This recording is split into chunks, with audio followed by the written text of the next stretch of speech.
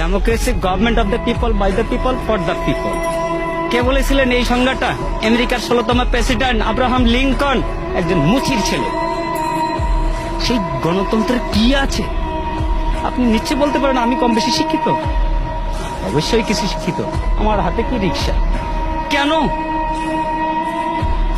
আমি ভালো কিছু করার কি আমার যোগ্যতা নাই, দক্ষতা নাই? আছে, কিন্তু আমার যাচাই বাছাই করার আমার প্ল্যাটফর্ম পাইনি। তার আগে ওনারা খেলা শুরু করে দিয়েছেন, খেলা হবে, খেলা হবে। আরে কি খেলা হবে? আপনি কি খেলতে চান? কি খেলতে চান? আমরা তো এই দেশের জনগণ, সাধারণ মানুষ।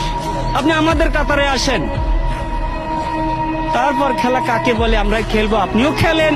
দেশ স্বাধীন হয়েছে, এই স্বাধীনতার দলিলটা কার কাছে আছে? দলিলটা কার কাছে আছে? ওই বলেছিলেন না, ভুট্টো সাহেব বলেছিলেন, যাও তোমার দিল্লির পূর্বদের কাছে যাও। সেই দিল্লির পূর্বদের কাছেই আছে, যে কারণে তোমার ওই মাসি পিসি সম্পর্কটা। আমরা ইলিশ খেতে পারি না, তুমি পূজার সময় 35,000 টন দাও, বৈশাখে দাও, আর ইলিশ দিয়ে তোমরা খাইতে চাও। আমার আছে 42 বছর বয়সে, আমি পাইনি আজ পর্যন্ত নিজের হাতে নিজে রোজগার করা টাকা দিয়ে এক পিস ছোট হোক বড় হোক একটা ইলিশ মাছ কিনতে।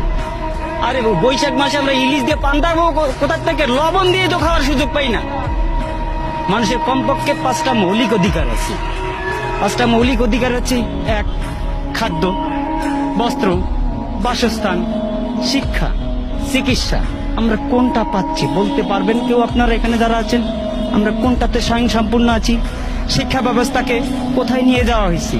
শিক্ষা ব্যবস্থাকে এমন একটা জায়গায় নিয়ে যাওয়া হয়েছে যেখানে ব্যবসা তো আছেই, কিন্তু শিক্ষা ব্যবস্থা, আগামীকাল থেকে পরীক্ষা আছে কিছু কিছু জায়গায়। আমার ছেলের জন্য আমি পরীক্ষার ফিস পাঠাই দিছি এই রিক্সা চালিয়ে। সেখানে দেখলাম যে বাবা তোমার পরীক্ষা কিভাবে হবে? বলতেছে 8-10 জন করে গ্রুপ নিয়ে হবে পরীক্ষা। এটা কোন ধরনের শিক্ষা ব্যবস্থা? 8-10 জন করে নিয়ে গ্রুপ নিয়ে পরীক্ষা হবে?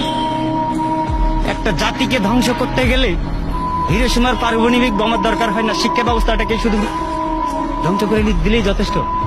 সেই ব্যবস্থাই করে